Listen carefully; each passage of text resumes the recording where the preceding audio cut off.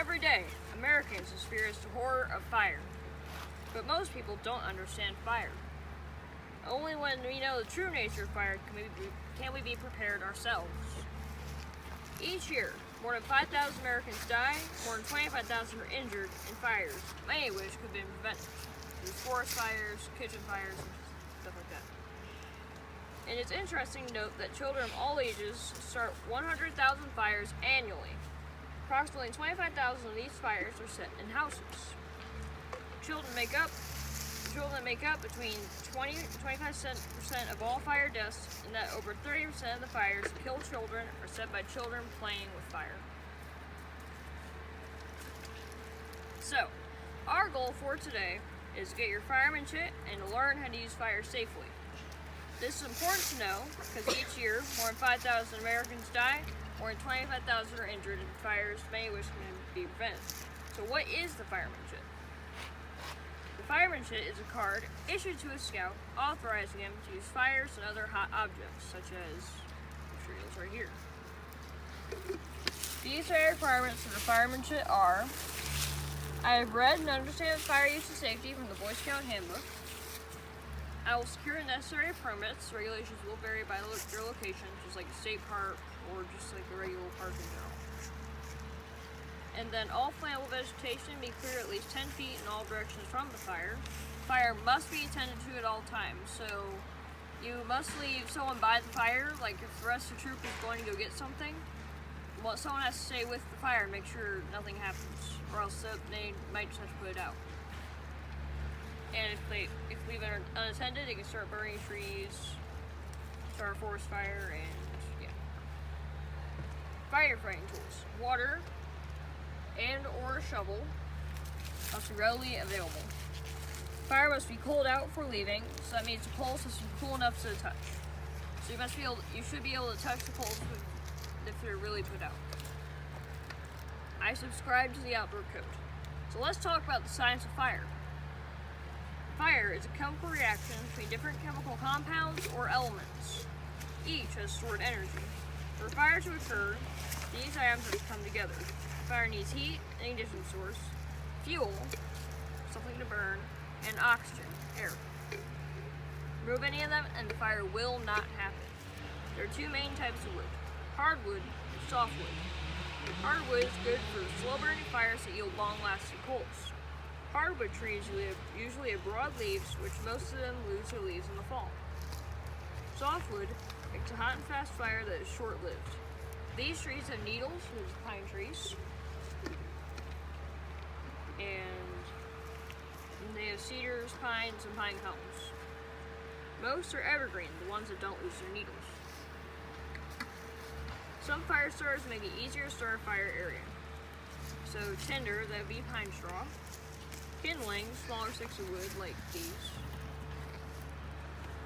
And then, so your char cloth. Here.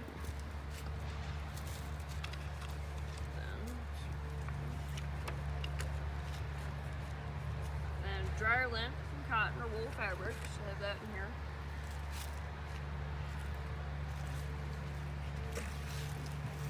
And then pitch or wax fire starters. This is pitch. So it's wood coated in sap. And then magnesium, shade off magnesium block, or this, flint and steel. All right, I'll do a quick demonstration with flint and steel. Chandler's doing great so far. All right. See that? Shooting flames all out. And I can feel that heat on my hand, and it will start a fire.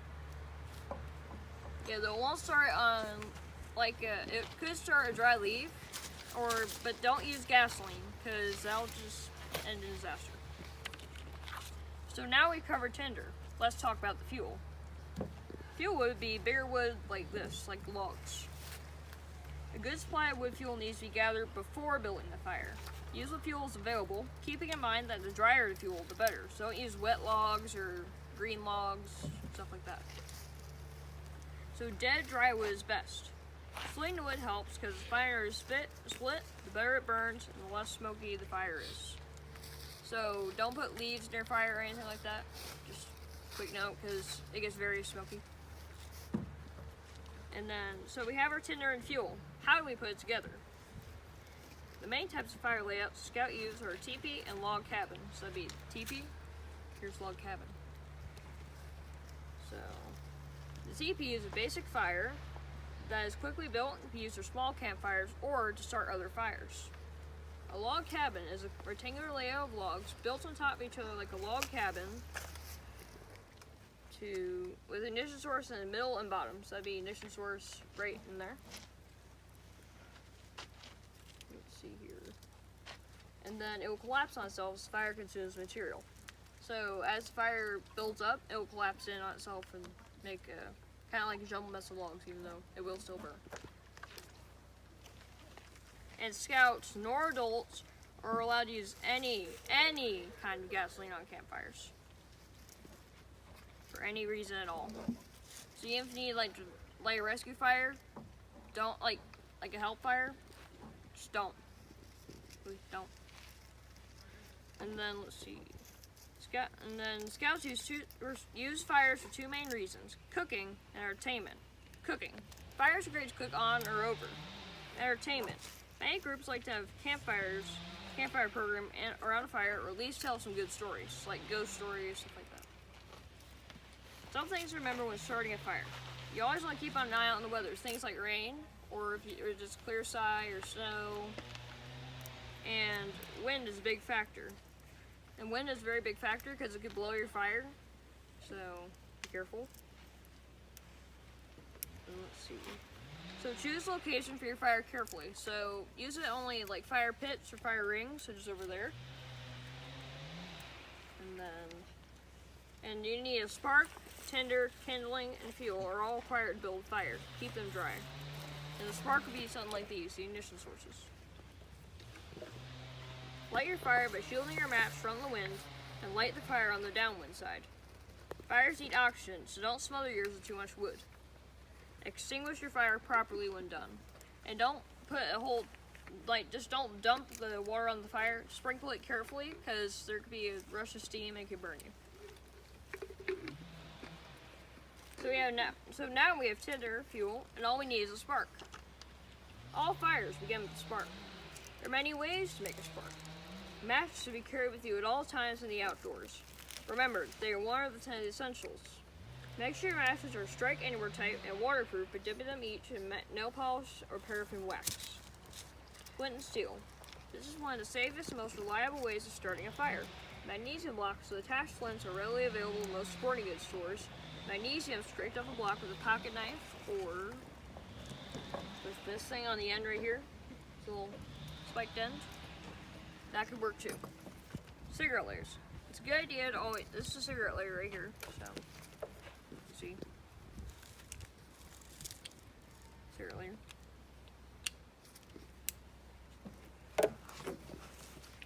And then a magnifying glass, I didn't bring one of those, so. Magnifying glass in direct sunlight with the point of the light focused on the dry tinder causes tinder to smoke and eventually burst into flame. And rubbing two sticks using a softwood drill, a bow, lubricated hand socket, and together with the hardwood fireboards create heat and eventually lit tinder. Lighting a fire. Select a sheltered area that is out of the wind and located where your fire won't spread. Use dry tinder or tinder, which is highly flammable even when wet, such as birch bark or pitch. Have all the kindling and wood on hand before you strike the match. So you must keep your kindling nearby along with your fuel wood, all that. So, let's see here.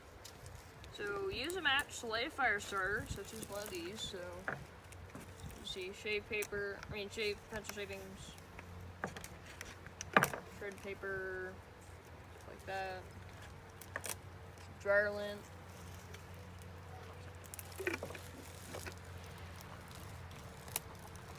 See here. And then keep your firewood dry by placing it under a shelter. And dry out the damp wood near the fire and save the best kindling for starting the next fire. Build as many fires as possible without using matches, and save your matches for emergency uses. It is easier to keep a fire going than a light one. To make a fire last overnight, place a layer of dry green logs over the coals at bedtime. Keep the coals smoldering until morning. Anyways, so dig a pit away from overhanging branches. Circle the pit with rocks.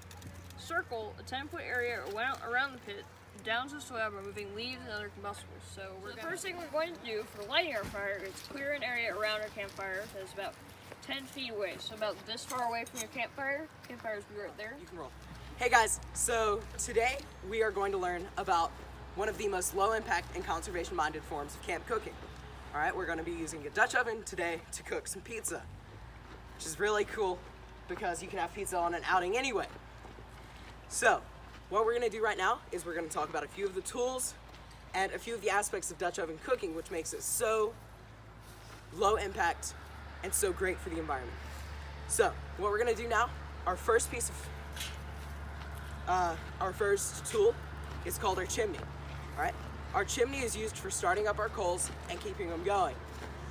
This provides a safe, secure spot for all of our coals and all of our coal dust, so none of that gets out into the environment. Next is our tongs.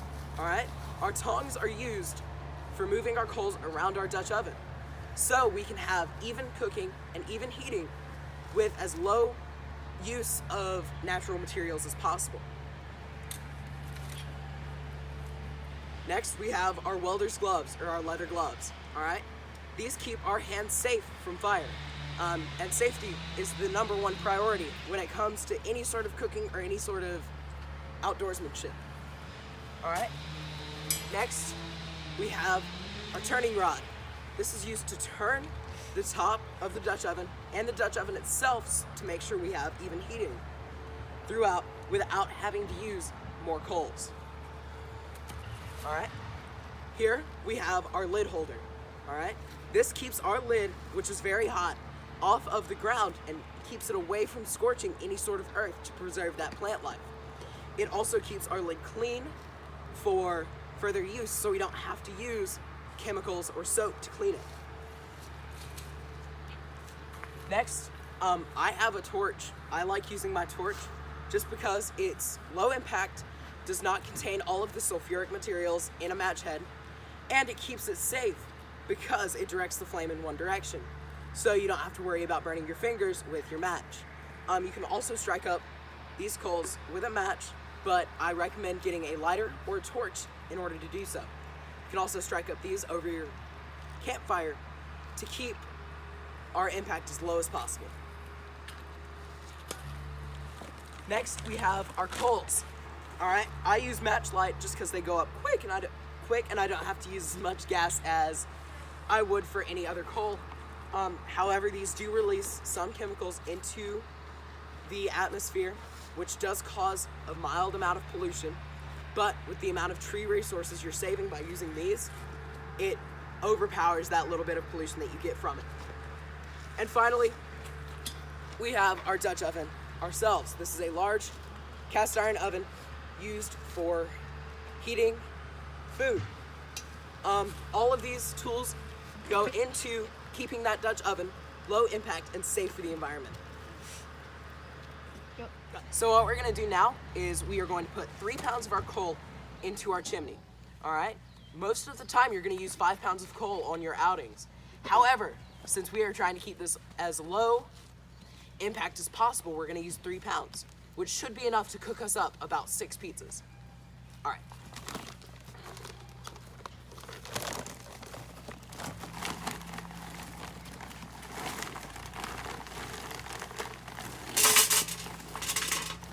All right, now that we have 3 pounds in our chimney, I'm going to tap this down just so it gets pretty even. All right, what I'm gonna do now is put my welder's gloves on because I am working with fire at this point and I wanna keep it as safe as possible. I'm gonna go ahead and put both hands of my gloves on. All right, I'm gonna take my torch, I'm gonna turn it on. All right, and then now I'm gonna light it and we're going to light our coals up.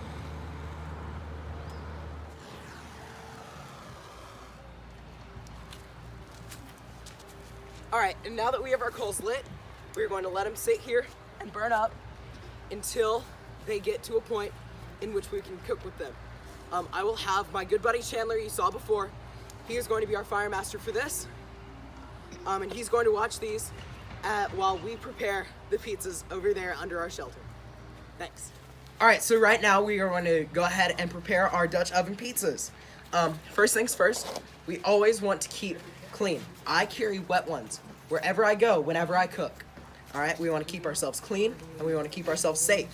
All right, so I personally prefer the Pillsbury pizza crust in this little can thing for my Dutch oven pizzas. Let's go ahead and crack this up. All right, just like that. So what we're gonna do is we're gonna take this out. All right, and I've got these little flattened pie tins over here that we're going to prepare all of our food on. And then that's going to go into our Dutch oven. And each of these cans can make about 2 pizzas. So what we're gonna do, we're going to do our best to roll this out. Keep in mind that we are still camping. All right, so now we have our pretty basic circle of pizza dough. All right, next up, try to keep this okay in thickness, but you don't want it too thin or else it'll burn. All right, so what we're gonna do now is I have some pizza sauce being prepared over there, and we are going to use that, and we are going to cover this pizza with pizza sauce. You can't have a pizza without pizza sauce. All right, and I will see you after I've done that. So now we have our pizza covered in pizza dough.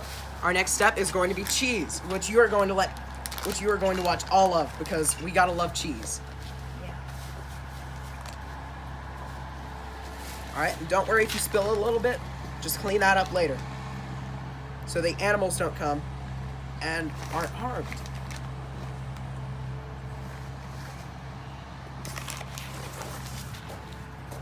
All right, just a lot of cheese here.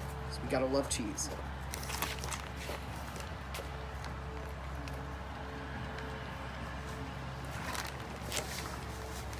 All right. Next, what we have are pepperonis because I love me some pizza pepperonis.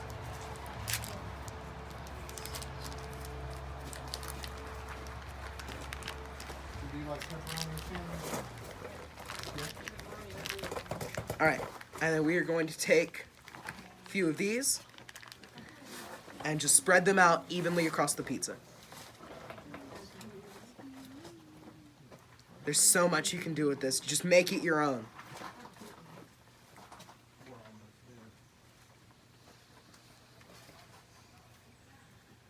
All right. So I almost have all of our pepperonis on now, and that means we can get it into the Dutch oven, and then we can get it on those coals that we have prepared from earlier. All right, that looks good to me. So I'm gonna rinse my wash my hands again, just to get all of this meat and cheese off before I do anything else. All right, so now if you take a look over here into our Dutch oven, I have an upside down pie tin, which just keeps the pizza off the bottom and it keeps the crust from burning. So I'm gonna set this pizza in here. I'm going to cap it off, and then I will see you when we are over at the fire pit. So what we're gonna do now is prep our coals for cooking. All right, so before you do anything, you wanna find a nice flat spot in your safe fire circle that you learned about earlier. All right, so we are going to do it right here. If you take a look, it's relatively flat, and we can get our coals there. So what we're gonna do is put about 20 coals, I would say, onto the bottom. Since this is a pizza, we're going to do it differently than most Dutch oven recipes, and we're going to put more coals on the bottom than we are on the top. This is partly because I have that pie tin down there, so the heat doesn't reach it as quickly as the top. So that looks about enough. What I'm going to do now is set my chimney right back there in its original spot, and I'm gonna move these coals and space it out so I can get my whole Dutch oven over it. All right, and so all of the coals are used. All right, that looks, let's move this one in here. All right, that looks about good. So what we're gonna do is we're going to take our Dutch oven and we're going to set it on top here. All right, so now what we're gonna do is we are going to put the rest of our coals on the top. All right, so the top is going to cook a little slower than the bottom, but that's good since we want a crunchy bottom on our pizza.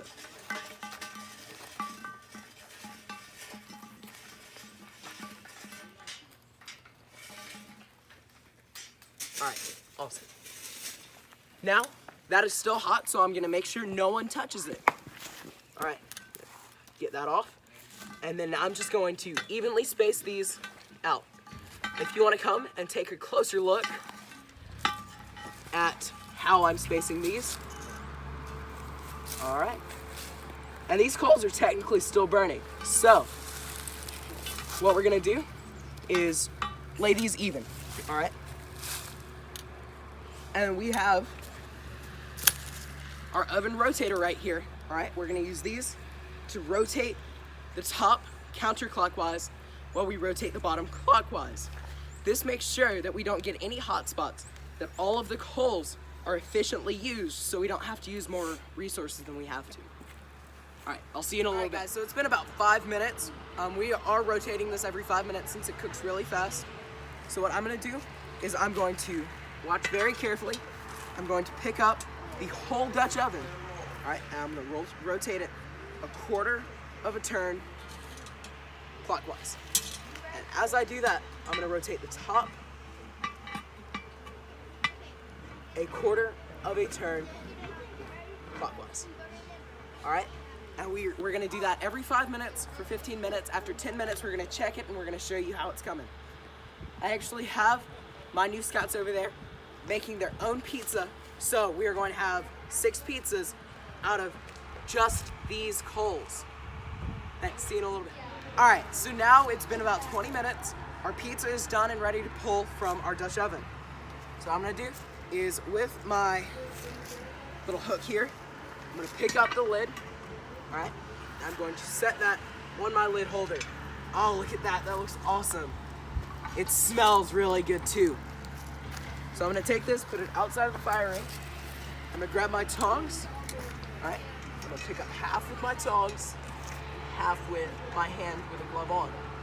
Do not try to do this without wearing proper gloves. All right. Tongs outside of the fire ring, pick this up. All right, and then follow me over to our food table.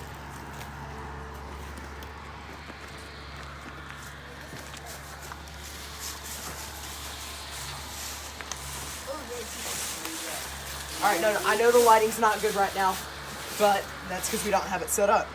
Doesn't that look just awesome, guys? All right, and that's just in a Dutch oven alone. We did have to add a few more coals later in, but it's still very low impact, all right? And we can put on our next pizza right now.